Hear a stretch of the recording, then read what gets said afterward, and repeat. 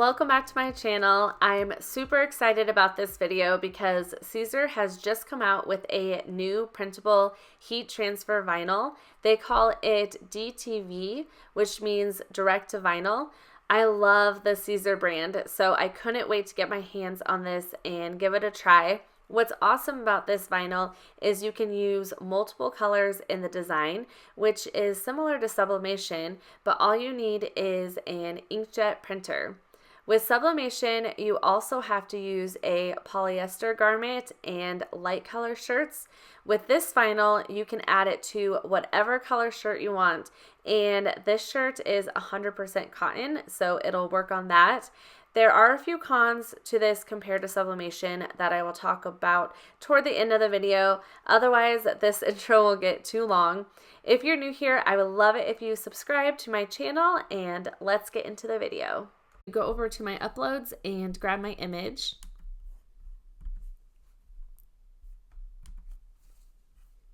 I'll select complex, then I will hit continue. Then I will just hit apply and continue. I'm going to select print and cut. I want all of these colors to show up. Then I will select upload. It pulls this in really large, but as you can see, there's this line going through the image. I am not sure what's causing it because it's not just this one. I downloaded another PNG from a totally different website and it's doing it as well. So it's definitely something with my Cricut design space, but I tested this out and it does not print with it on there, so it still works. I'm just gonna bring this down a little bit so it's a little smaller. My shirt size is 5T, so I want to do 6 inches for the width. So I'm going to come up here and select 6 and hit enter. I'll just let it automatically adjust for the height, which is around 3.6 inches. Also, you can see that it's just one layer and it's set to print and cut, so I am ready to click make it. If there was more than one layer, you would want to select all the layers and flatten it. But since there is just one, then we are good. I'm going to select send to printer. I am going to keep my bleed on. This actually helps to get more accurate cuts. It'll look a little funny when it first prints because it'll have a fuzzy border around it, but I recommend keeping that on, and I am going to turn on my system dialog, then I'll select print. The system dialog pulls up the printer settings. I am going to select best, then I will select print. Here's the Siser Easycolor DTV sheets. To the left that I'm setting aside are the mask sheets, and I'll show that later in the video. I'll also leave links in my description box because there are different websites that sell these and different quantities and price points. This is a printable material with a matte finish. You want to print your design on the white side. The back of the paper is a grayish color so that you know which side is which. And here I'm showing them side by side so you can see it a little bit better on camera. I'm using my Epson Workforce, but you can use any inkjet printer. You also want to make sure that you know which way your printer prints. For mine, I have to place the white sheet facing down. For my cut setting, I am going to select vinyl, and I am going to select more for my pressure. After it's done printing, I set my sheet in the upper left-hand corner of my mat. The ink dried like crazy fast, but I still like to use my brayer tool to set it onto the mat. Then I load my mat into the Cricut machine. The Cricut will first read the registration lines, then it'll cut out around the design. If for some reason your Cricut's not able to read the registration line, you might want to adjust the lighting in your room, either make it brighter or dimmer. For some reason, that can make a big difference. So another thing I want to mention about this printable vinyl, I actually tried a different design before this and there was some intricate pieces and it did not cut it out well. So that is one thing to keep in mind. You are not going to want to have super intricate designs, and that is a plus side to sublimation because you can have whatever design you want for sublimation. When that's done, I bend my mat backwards to remove the sheet. That prevents the sheet from bending. Then I cut out the registration lines.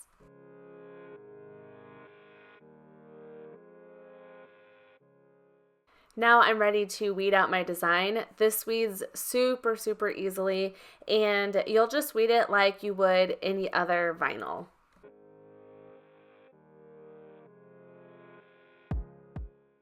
I'm using my Cricut Easy Press. I set it to 340 for 30 seconds. If you are using a heat press, you'll want to use the setting 310 at 15 seconds.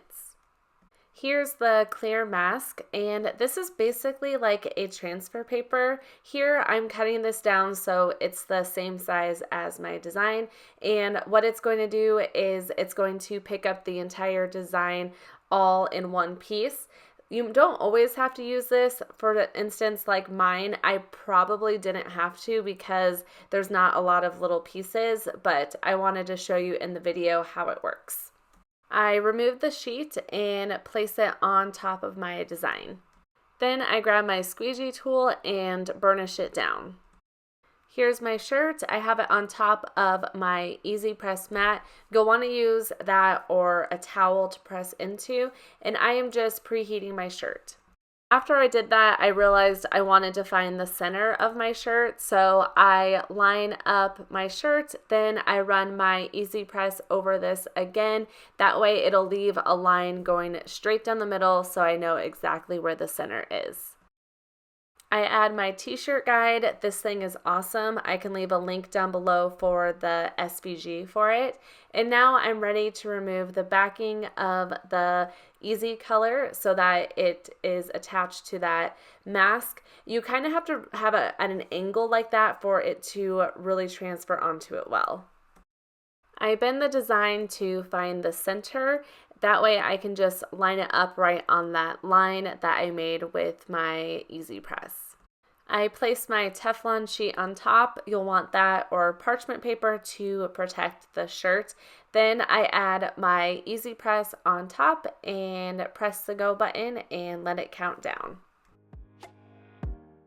This is a hot peel, so you can directly peel off that mask and it pressed down so well.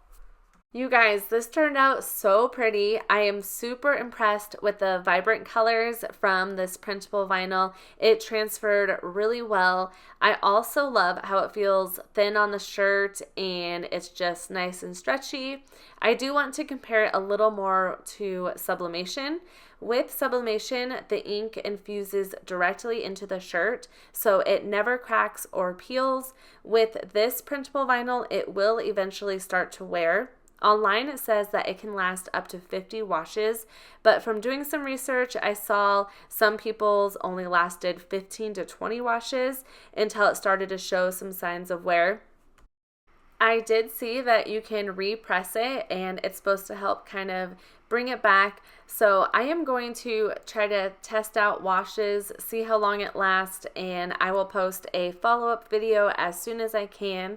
If you are selling your products, I would say this might not be the best approach because of the longevity of it. But other than that, this is a great option if you want to make shirts with several colors in it. I love that you can use any shirt color or fabric. It does turn out super neat.